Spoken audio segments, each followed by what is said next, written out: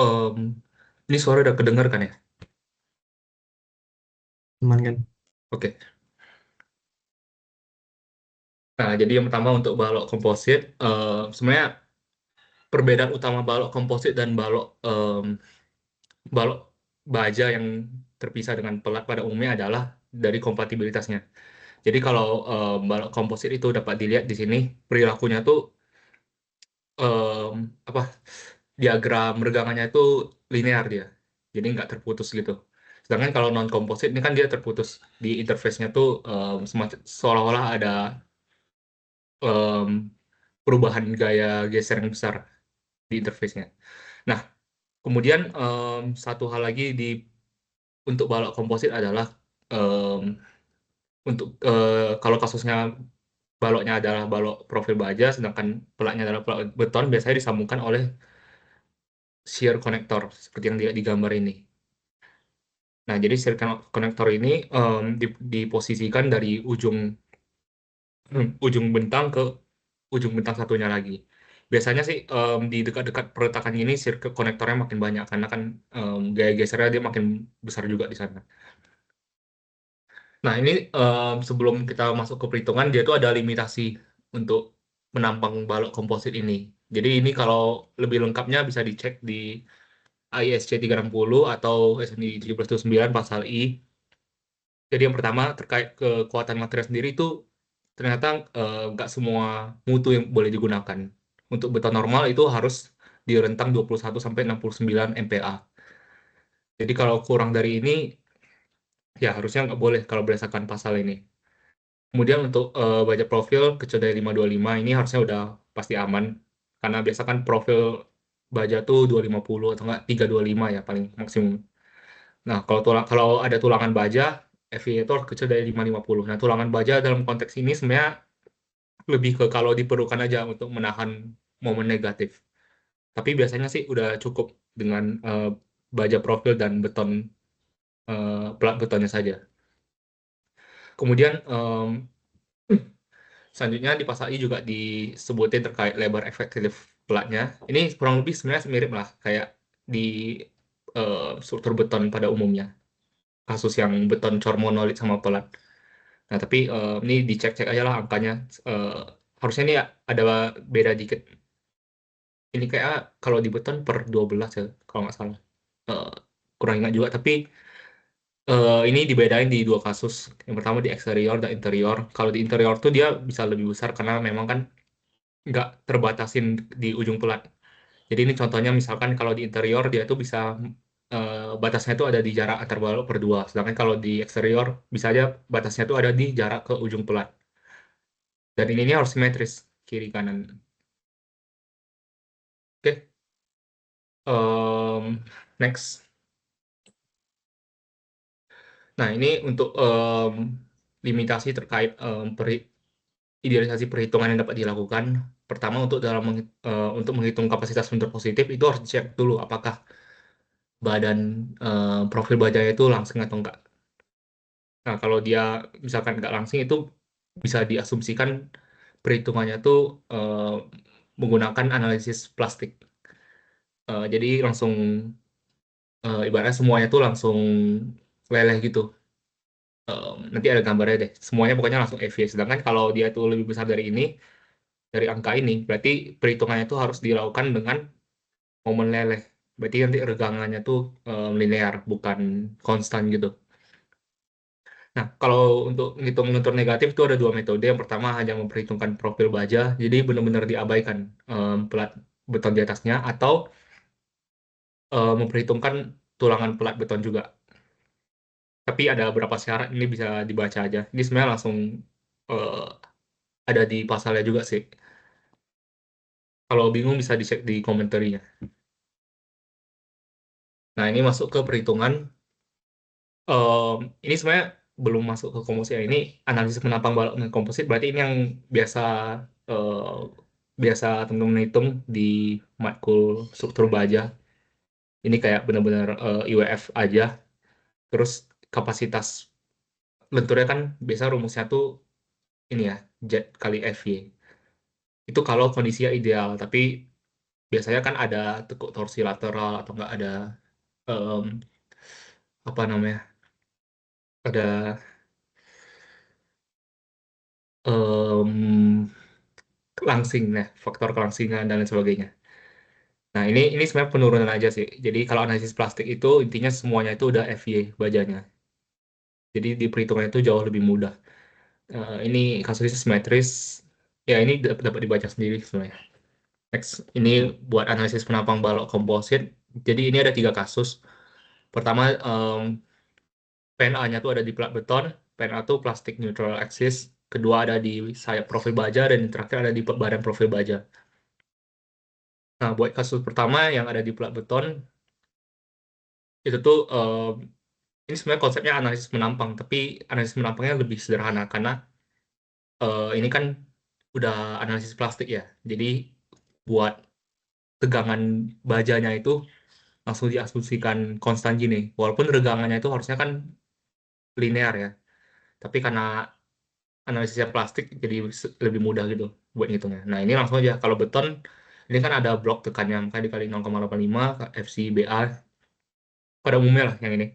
Terus untuk bajanya itu langsung full penampang AS dikali FY. Terus cek keseimbangan. Sigma F sama dengan 0. Berarti kan nanti dapat nilai A-nya tuh sekian gitu. Nah, dari nilai A ini harus dicek lagi apakah dia tuh lebih kecil dari TP. Kalau nggak lebih kecil dari TP kan artinya em, misalnya lebih besar dari TP berarti kan leleh. Bukan. Berarti kan PNA-nya tuh bukan di pelat beton. Berarti harus ke kasus kedua atau kasus tiga. Nah, kalau misalkan ternyata asumsinya udah benar, itu langsung aja ngitung eksentrisitasnya, kemudian dihitung kapasitas selenturnya. Oke. Nah, ini kasus kedua kalau dia itu di pelat sayap profil baja. Nah, jadi ini dapat diperhatikan ini em, baik lagi ini karena analisis plastik dia itu semuanya langsung konstan tegangannya. Konstannya tuh bisa tarik, bisa tekan. Nah, jadi kalau di kasus ini tariknya itu sampai di flange ini, terus tekannya ada di setengah flange-nya mungkin ya di sini kecil ini. Nah, terus untuk betonnya ini karena kasusnya dia itu ketekan semua, berarti kan TP sama dengan A, berarti bisa langsung pakai satu eh, apa ngitungnya langsung pakai tebal betonnya. Nah, ini untuk kapasitas tekan beton kayak tadi, ini langsung pakai TP ya, bukan A lagi. Terus CSV ini compression di steel flange, yang kalau di gambar ini harusnya CS-nya sih. Tapi ini beda sama CS, ini nanti jadi perbandingan. Nah, kalau ini nextnya sigma F dengan 0, keseimbangan global, terus sigma profil fully plastik. Jadi ini lebih ke persamaan buat memastikan bahwa dia itu jumlah tegangan yang terjadi di profil baja itu sebesar luas areanya dikali FY. Nah, jadi sebenarnya nanti persamaannya tuh ini aja, dua ini. Pertama keseimbangan global, kedua rumus fully plastik ini. Nah, dari dua ini kan bisa disubstitusikan T-nya ke sini. Terus nanti dipindah ruaskan, dibagi dua, dapatkan rumusnya kayak gini, rumus CS. Nah, CS tuh gaya tekan yang terjadi di flange-nya. Nah, itu nanti dihitung pas kalau nilainya tuh lebih kecil daripada CSF. CSF tuh mungkin definisinya gaya tekan di flange apabila flange-nya tuh fully mengalami tekan. Aku ganti aja.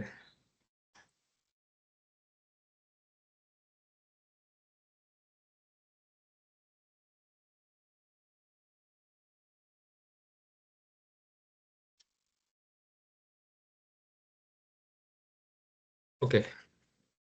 Nah, kalau CS-nya lebih kecil dari CSV, berarti kan udah benar asumsinya.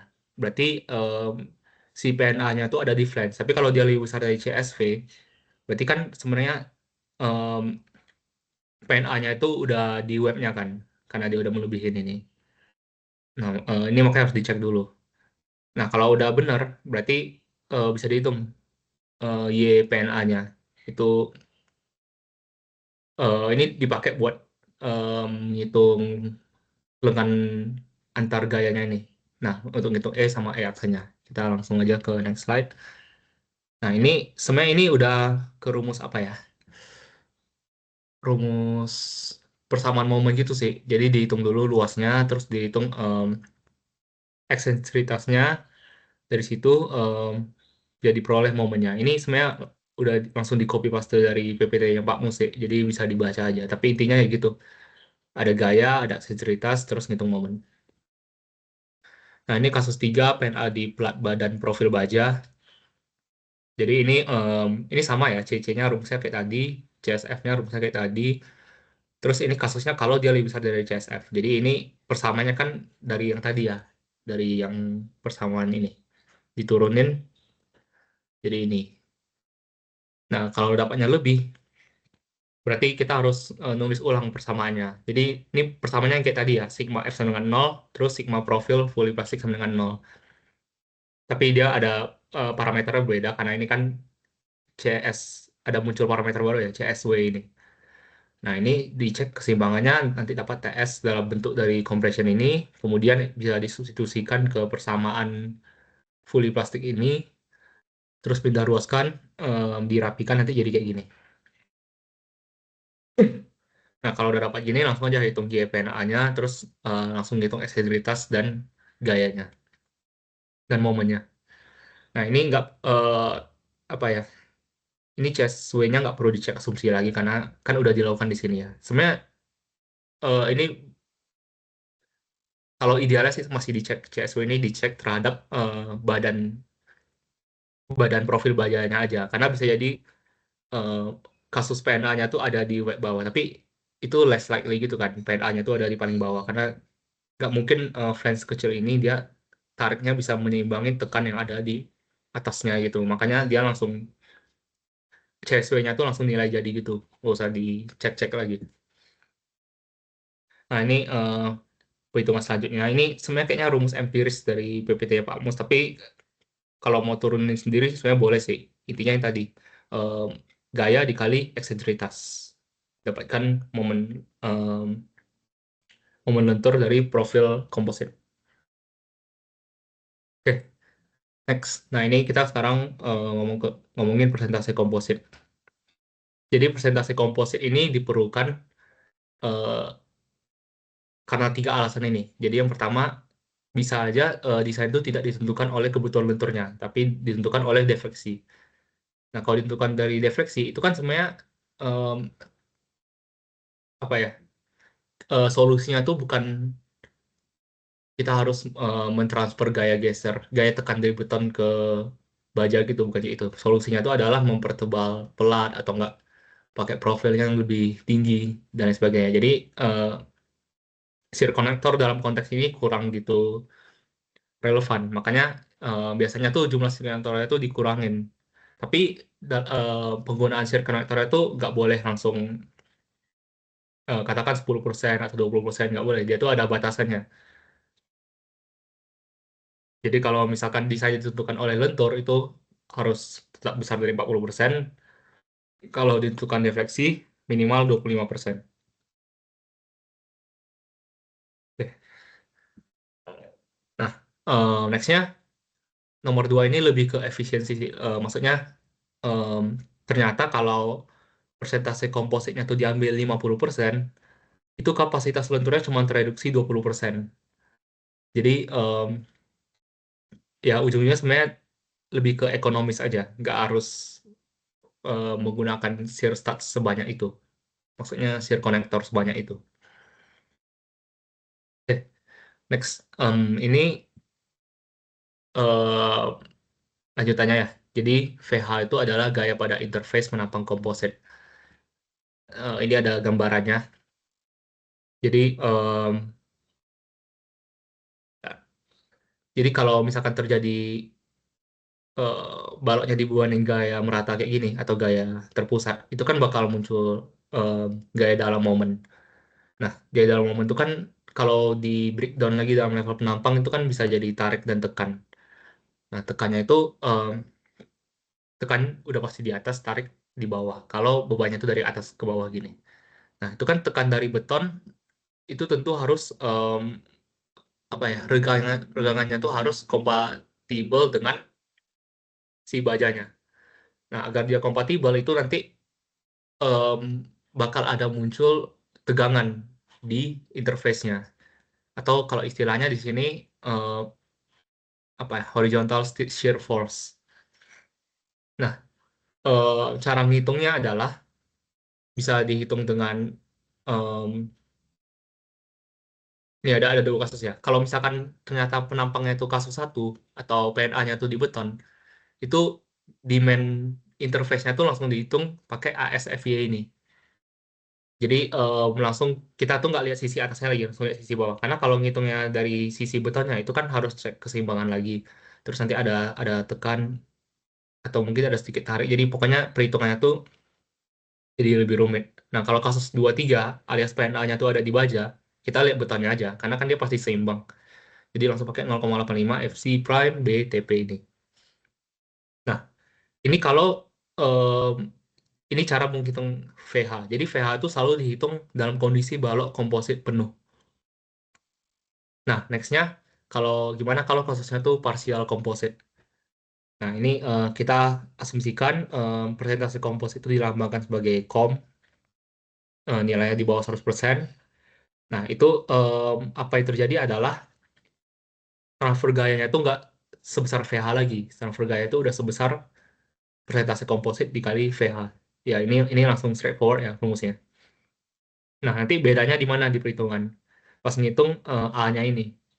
Jadi, si betonnya tuh nggak lagi tekan sepenuhnya. Bisa aja dia tuh ada tarik atau tekannya tuh ter em, nggak apa ya namanya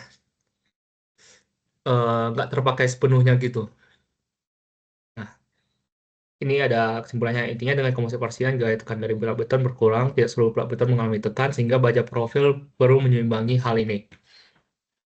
Nah, ini dapat dilihat di sininya. Ini C dari konkret kan bisa 2 ya nilainya.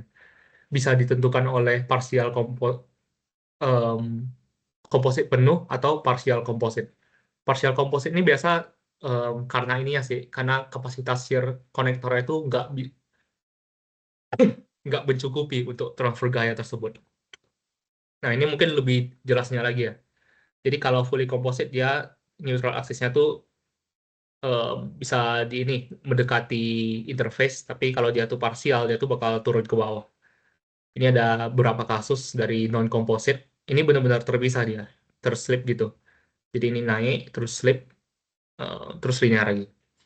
Nah, kalau partial composite intinya regangannya tuh perlahan-lahan jadi kompatibel. Nah, ini 50%. Dari 50% ini sekarang betonnya fully tekan ya, tapi belum termanfaatkan sepenuhnya gitu. Kalau tadi kan 25% ini masih ada yang tarik, tapi biasa dalam perhitungannya diabaikan sih, langsung nol gitu. Nah, ini kalau 75%, ini kalau 100% full composite. Ini perhatikan NA-nya ya, dari sini dia tuh naik pelan-pelan. Naik dikit, naik lagi. Oke, nah nextnya untuk shear connector. Jadi ini shear connector nih sebenarnya apa ya, sesuai dengan kebutuhan sih. Jadi ini dapat dibaca demand shear connector bergantung dari persentase komposit yang digunakan atau kapasitas shear connector mempengaruhi persentase komposit dalam misalnya bentuk penampang komposit tergantung dari pendekatan yang digunakan. Em, misalnya pendekatannya itu dari asumsi persentase kompositnya. Nah, berarti nanti dari situ didapatkan demand shear connector yang diperlukan CQU ini. Ini sama kayak tadi sih, sama kayak yang ini. Jadi ini sebenarnya udah bisa dibilang QU atau QR juga.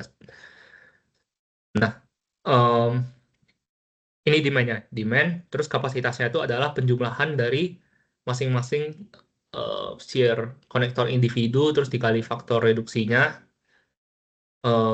ya, itu dapatkan QR. Jika shear konektornya seragam, misalkan semuanya pakai stats gitu dari ujung ke ujung, itu bisa dituliskan dalam bentuk lain. NSC, VSC, QR. NSC itu jumlah shear konektor, QR tadi kapasitas total, Q kecil R kapasitas individu, V faktor reduksi ini juga beda-beda ya. Kalau stats 0,65, profil channel 0,75. Nah, dari sini kemudian udah diperoleh kapasitas, diperoleh demand, udah bisa tuh dihitung kapasitasnya. Nah, ini kalau misalkan terpenuhi, artinya persentase komposit setidaknya sama atau lebih besar dari asumsi. Jadi ini perlu ditekanin. Jadi ini sebenarnya prosesnya iteratif. Jadi ini misalkan persentase kompositnya 50% gitu. Em, Terus QU-nya katakan 1000. Ntar pas ngitung QR dapat 1500. Berarti sebenarnya yang terjadi di sini itu 1500 gitu. Eh eh nggak exact juga sih, harus dibagi sama V-nya ini. Intinya pokoknya dia itu aslinya iteratif, tapi kayaknya kalau di struktur baja lanjut ini kita nggak perlu ngeiterasi gitu. Jadi misalkan ini nggak terpenuhi, QR lebih kecil dari QU, ya bisa aja berarti yang diganti itu persentase komposit, asumsi persentase komposit yang digunakan di awal. Nah itu gantinya gimana itu sebenarnya bisa kira-kira aja sih. Misalkan eh, pakai apa QR dibagi QU gitu, ada faktor pengalih terus dikasih persentase komposit sebelumnya. Ya ini bebas saja mau pakai pendekatan yang mana. Nah ini perlu ditekankan kalau QR lebih kecil dari QU sebenarnya itu nggak gagal, tapi persentase kompositnya jadi lebih kecil. Itu sih. Eh, ya, nah ini cara ngitung kapasitas share konektor individunya. Kalau status rumusnya ini, kalau channel rumusnya ini. Jadi ini bisa dicek aja di keterangannya. Ini TFTW-nya profil kanalnya ya, bukan profil baja. Profil si share konektornya ini. Nah, terus ada faktor RG, RP itu juga bisa dilihat di tabel ini. Nah, kalau misalkan di tugas-tugas atau di ujian nanti ini asumsi aja sih kondisinya mau pakai yang mana. Kalau tanpa deck langsung RG-nya 1, RPS 0,75. Kalau pakai deck itu dicek dulu kondisinya kayak gimana. Nah, terus oke, harusnya itu aja sih untuk balok komposit. Ada yang mau ditanyakan dulu nggak?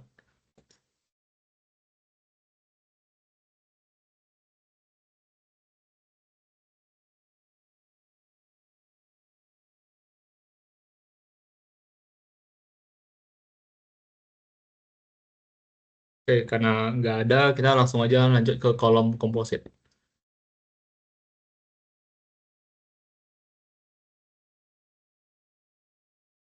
Oke,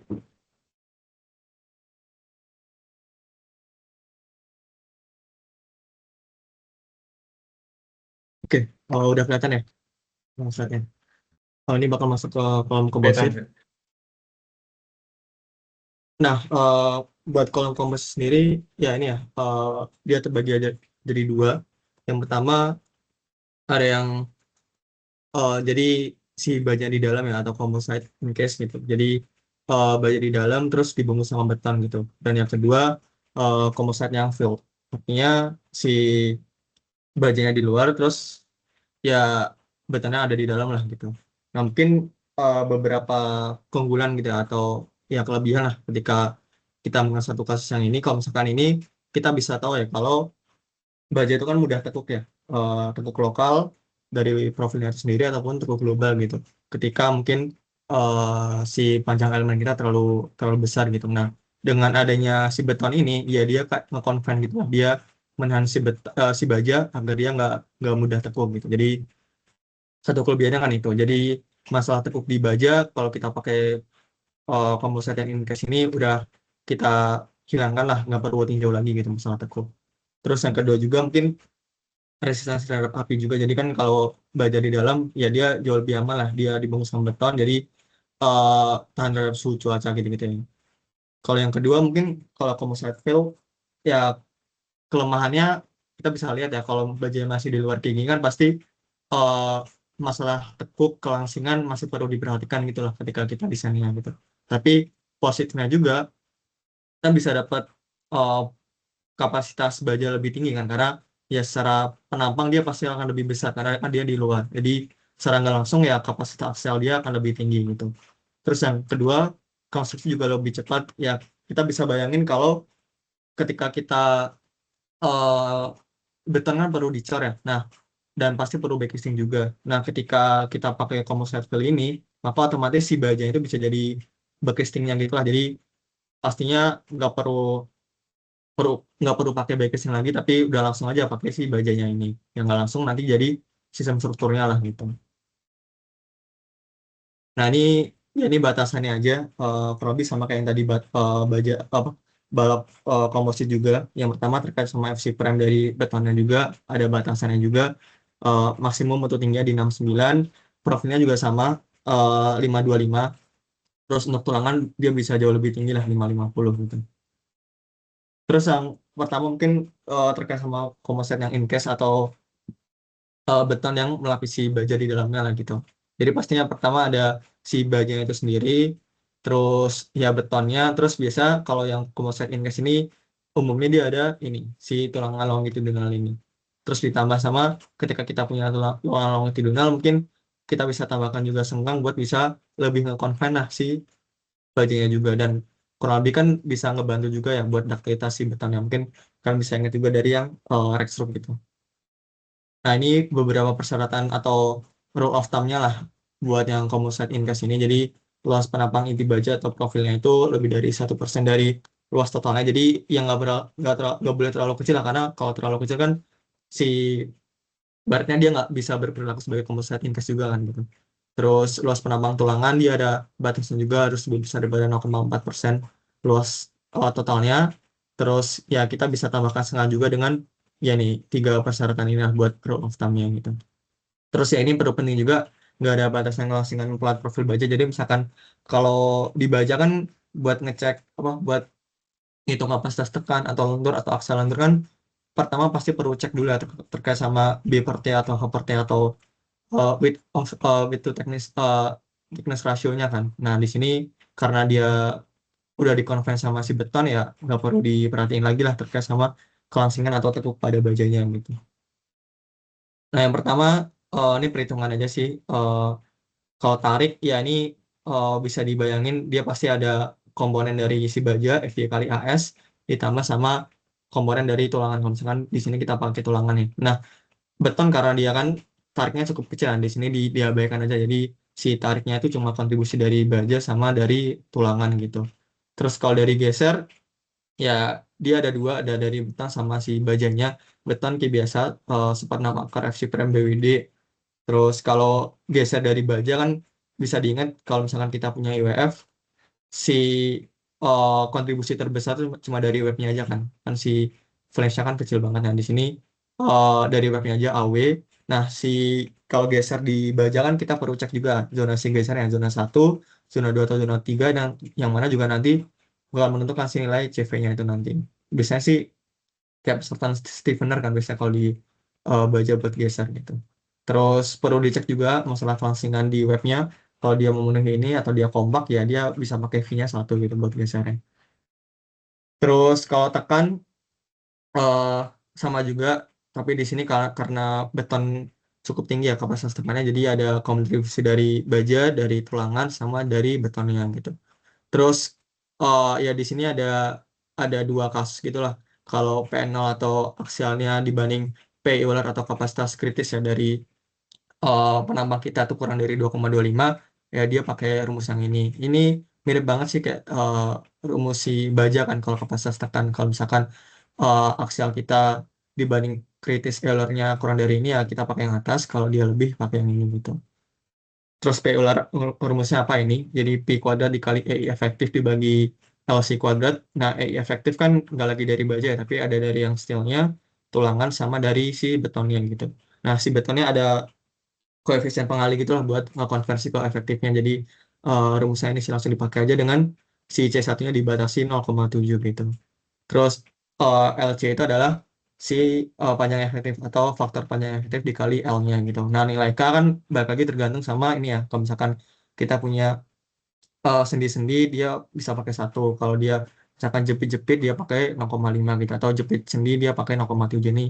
Ini apa kayak baja aja lah nilai K-nya gitu sama. Kalau udah ya tinggal dimasukin ke ini dapat PE dibandingin lagi sama si ini PN0-nya gitu. PN kan dapat, nah tergantung si PN-nya atau kapasitas aksial kita bisa pakai rumus yang atas atau bawah gitu. Tergantung tadi rasio dari kapasitas aksial PN0 dibagi sama kapasitas kritis dari Euler-nya gitu. Nah, terus next-nya masuk ke akselerator. Nah, kalau kita bicara UEF kayak gini kan berarti dia ada strong axis sama weak axis-nya. Nah, pertama mungkin bakal ditinjau dulu terkait sama strong axis-nya. Kalau lebih PM curve-nya sama lah, kayak misalkan pas kalian juga pas apa beton gitu lah. Jadi titik D ini kan berarti titik balance-nya nanti. Terus ke bawahnya di sini berarti dia tension control, kalau ke atasnya kan dia compression control gitu. Terus ya ini titik-titik buat ngebentuk diagram interaksi PM-nya lah, gitu. Yang pertama mungkin titik A dulu. Titik A di sini kan berarti eh, aksial murni ya. Jadi M-nya pasti 0. Aksialnya ya ini kayak rumus aksial yang tadi lah, yang di depan tadi ya. Pas ngitung aksial tekan gitu. Dari baja, tulangan, sama dari betonnya gitu. Terus AC-nya ya berarti kan luasan betonnya aja kan. Berarti tinggal luasan totalnya 1 kali H2 dikurangi luas sama si profilnya AS sama dari tulangannya gitu.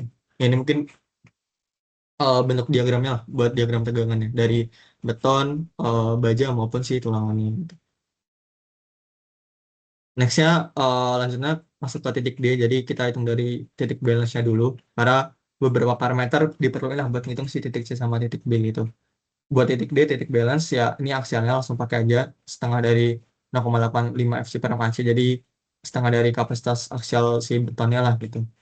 Terus buat momen ini ada dari yang FYZS dari penambang profilnya, tulangan sama si betonnya. Nah, ZS sih tabel profil. Jadi kalau misalkan eh, nggak diketahui tabel profilnya sih, ya kalian bisa pakai analisis penampang buat cari si Z-nya ya. Kan misalkan di sini,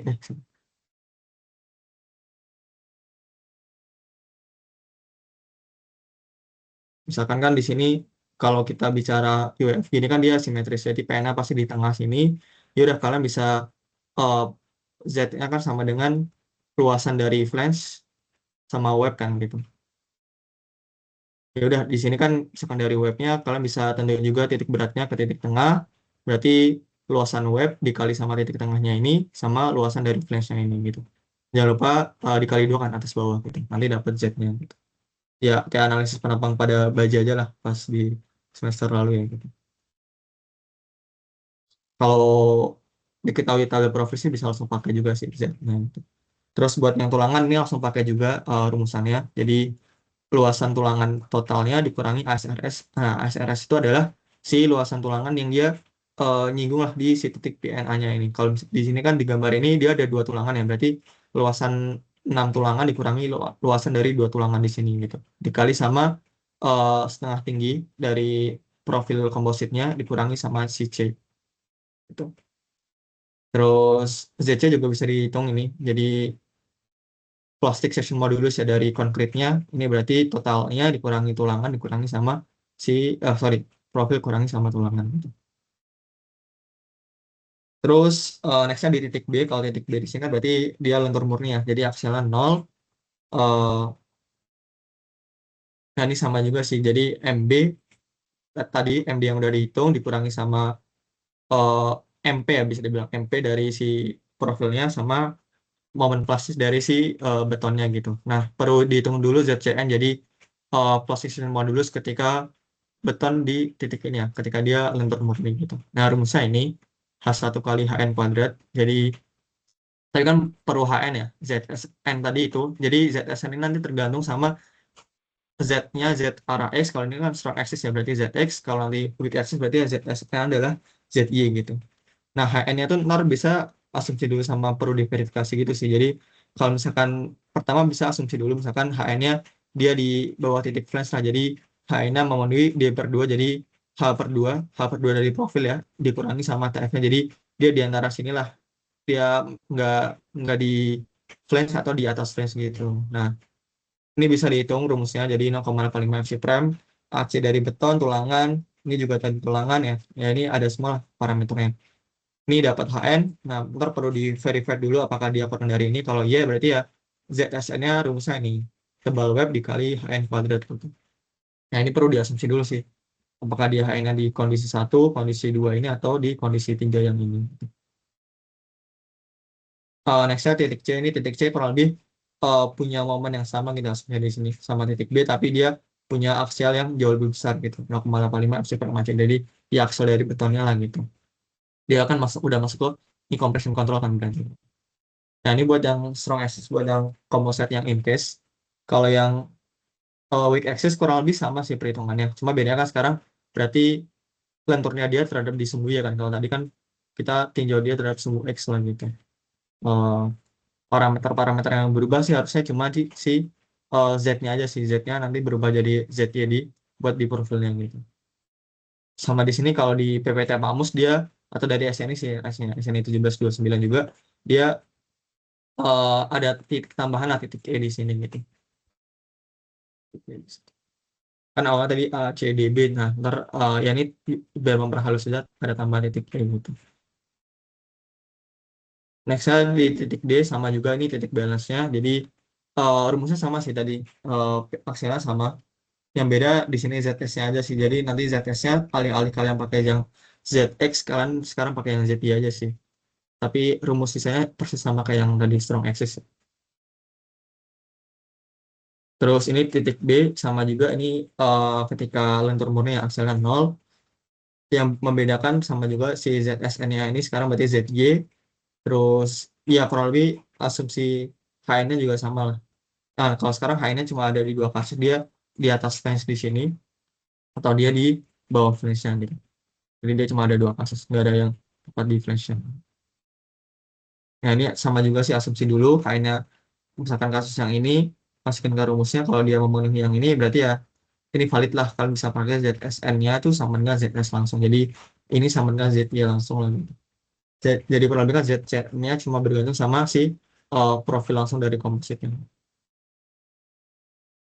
Nextnya titik C, jadi ini sama juga conversion control di atas B.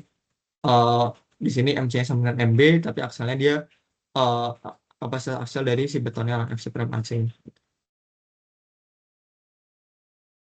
Kemudian titik E, nah titik E di sini tadi titik tambahan aja sih biar ya kurvanya dia lebih halus juga lah. Titik E di sini kurang lebih ya ini ya lumayan panjang sih P-nya. Jadi ada dari yang kapasitas dari baja, di sini ada dari beton sama dari tulangan. Mungkin yang perlu dihitung adalah si nilai ZCE-nya ini sih. ZCE-nya sendiri itu bisa dihitung dari ini H1 kali BF kuadrat kurangi ZCSI. ZSE-nya sama lagi tergantung sama ini karena dia weak axis berarti kan ZY ya dari perampang profil IWF kita gitu di sini. Terus yang kedua adalah kasus kedua dari yang komposit kolom komposit yaitu komposit yang fill atau eh, baja yang diisi sama beton atau baja yang membungkus beton lah gitu.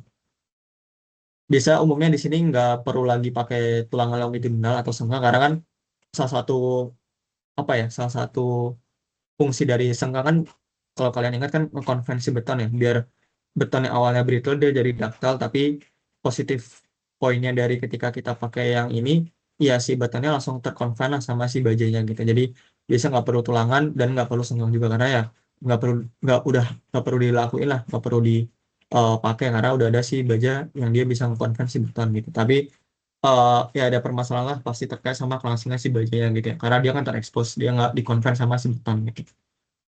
Ya, ini nggak bertulang longitudinal terus kalau kita pakai sirkular dia nanti ada faktor buat si betonnya itu bisa lebih tinggi lah 0,95 gitu. Kalau dia kotak gini biasa, kalau rectangular dia cuma pakai 0,85 gitu nanti.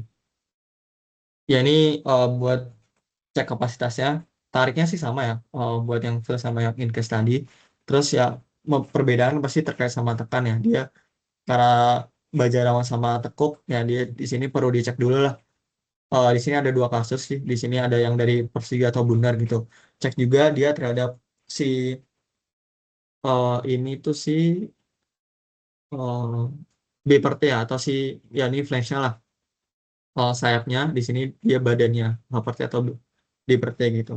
Ya, ntar perlu dicek aja profil baju yang kalian pakai apakah dia masuk ke kompak di sini. Jadi kalau lambdanya kurang dari lambda P berarti kan dia pakai kompak kan. Kalau dia di antara ini sama ini berarti dia termasuk non kompak. Kalau dia lebih dari yang ini lambda R si B per T-nya, berarti dia masuk ke yang langsung ke sini gitu. Ini pertama perlu dicek dulu sih antara eh nggak ngarah dua-duanya antara sayap dan juga si badannya gitu. Kalau udah dicek misalkan dia masuk ke kompak, ya biasanya umumnya kita kompak kan karena buat menghindari tadi kan si tepuk lokalnya gitu. Nah rumusnya ini P0 sama dengan PP eh, dari si baja sama si betonnya sama tulangan ya di sini. Tapi di sini kan nggak ada tulangan, jadi ini bisa diabaikan lah. Jadi C2 FC prime AC gitu. Nah si C2 tadi tergantung sama dia persegi atau dia bundar gitu. 0,85 persegi, kalau 95 dia kalau bundar gitu. Kalau dia ternyata lambda ini ya B per T atau H per T-nya dia lebih dari ini lambda P tapi kurang dari lambda R ya, dia masuk ke non kompak ya, kalian bisa langsung pakai rumus yang inilah. Jadi nanti perlu hitung dulu lambda R lambda P-nya buat dapet P0-nya, P0-nya gitu. Baru dihitung juga si PP sama PY gitu. Terus kalau dia ternyata langsing, jadi ternyata lebih dari lambda R, rumusnya berubah lagi jadi ini FCR kali AS sama C dari betonnya. FCR-nya tergantung lagi dia circular atau dia rectangular atau circular gitu. Kotak atau bulat. Nah, terus kalau buat interaksi akseleratornya gimana? Ini aku contohin aja buat yang rectangular ya. Ya ini kurang lebih sama sih. Eh yang membedakan sih rumus-rumusnya aja kan. Yang pertama mungkin aksial eh, murni aja ya, nggak ada momennya MA 0. Ya ini cuma dari baja sama si betonnya. Di sini paling bisa diasumsiin RI-nya tuh sama dengan kayak T-nya juga. Jadi buat rectangular hollow section dia jari-jari kelengkungannya sama kayak si T-nya nah, atau tebalnya di sini. Bisa hitung juga nilai AC-nya atau penampang bersih dari betonnya. Bisa hitung juga BI sama HI-nya lah buat si lebar sama tinggi dari beton murni atau olah berapa gitu. Terus hitung titik D juga, titik balance-nya di sini sama juga sih, mirip yang tadi kan setengah 0,85 FC per AC. Terus buat yang lentur juga sama ya, rumusnya selalu sama sih titik balance di sini.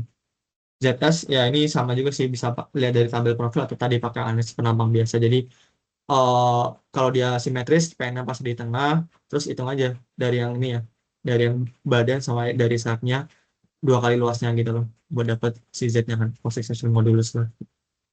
ZC juga bisa dihitung ini, jadi 0,192 buat faktor pengalih lah, buat konversi, buat dapat si Z buat dari Position Modulus untuk si betonnya gitu. Terus ini titik B jadi lentur murni, ini langsung pakai juga PW-nya 0. Terus sama juga perlu cek juga HN-nya gitu di sini. Ya, aku lupa kasih gambar ntar aku masukin. Terus titik C di sini compression control dia di atas titik D, sama juga di sini diasumsikan MC sama dengan MB tapi akselnya dia 0,85 FC per maj. Nah, ini persis sama lah buat yang tadi composite in case gitu. Jadi beberapa rumusnya sih sama aja ya. Yang membedakan paling beberapa detail di titik yang E sama B sih biasanya. Titik B sama titik C bisa sama. Nah, ini titik E tambahnya juga kayak buat yang tadi axis tadi beberapa parameter saya udah ada juga si ZCE di sini buat yang beton. Jadi perlu dihitung dulu HI-nya. HI-nya itu ini HN per 2 dibagi H per 4. HN-nya harusnya dapat dari yang di sini tadi sih. HN yang di sini tadi itu dipakai juga buat yang di sini. Hanya berarti kan tinggi total penambah komposit kita dibagi 4 ini. Dapat HE, masukin ke sini dapat ZCE sama ZSE, masukin lagi dapat ke sini dapat ME sama PE gitu. Nah, ini nextnya eh, buat interaksi akselentur. Kalau tadi kan secara diagram ya. Nah, tapi kalau secara eh, persamaan aksel sama lenturnya nih di sini dibagi dua. Jadi buat yang kompak sama non kompak atau langsing gitu ya. Kalau kompak sih ini kalau kalian ingat mirip kayak interaksi aksel lentur baja aja sih. Jadi kalau misalkan akselnya dia cukup besar lebih dari 0,2, berarti yang perlu direduksi kan si lenturnya kan 8/9 di sini. PR berarti ya PU-nya aja, jadi beban demand-nya, PC berarti kapasitas kita, MR juga sama, jadi demand-nya, MC berarti kapasitas momen baik arah X maupun arah Y gitu. Tapi kalau ternyata akselnya cukup kecil, ya kita bisa reduksi lah akselnya di sini setengah aja kan. Tapi lenturnya tetap gitu. Ya ini persis kayak rumus yang baja sih kalau pas lentur komposit, apa komposit yang fill buat yang kompak ini. Tapi kalau buat yang non kompak atau langsing dia agak beda, jadi tergantung sama nilai CP-nya. Jadi CP-nya sendiri juga tergantung. Misalkan kalian pilih yang persegi panjang, CP-nya itu rumusnya ini tergantung lagi sama CSR gitu. CSR-nya ya ini kayak luas perbandingan luasan gitu loh. perbandingan kapasitas aksial ya, aksial antara si baja, jadi baja profil sama tulangan dibagi sama si tekannya, kapasitas aksial tekan dari betonnya ini. Dapat CSR, masukin ke sini ya, tergantung kondisi kalian persegi atau bundar. Dapat CP kan, dapat CP berarti tahu lah batasannya di sini. Ntar perlu hitung juga di sini kan si CM ya. Nah, CM-nya tergantung sama CSR tadi. CSR-nya lebih dari 0,5 atau kurang dari 0,5. Dapat CM bisa masuk ke sini sih. Kalau misalkan ya beban kalian masih kurang dari satu, berarti kan oke. Kalau enggak, berarti ya perlu perbesar penambang lah gitu. Oke, mungkin itu sih buat kolom komposit. Mungkin ada pertanyaan dulu.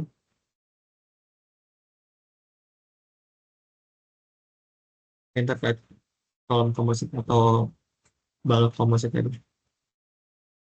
Mungkin ditunggu sampai jam 12 kali ya, 2 menit. Kalau nggak ada, mungkin kita tutup aja.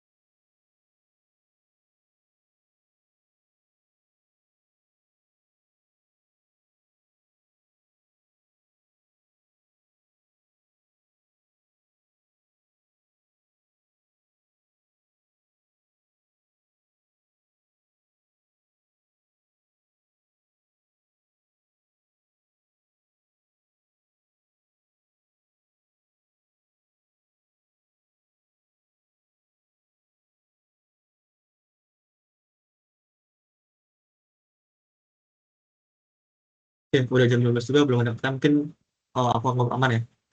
Ntar di sini PPT tugas sama recording bakal diupload aja di Classroom. Langsung guys buat hari ini. Selamat. Thank you, boss.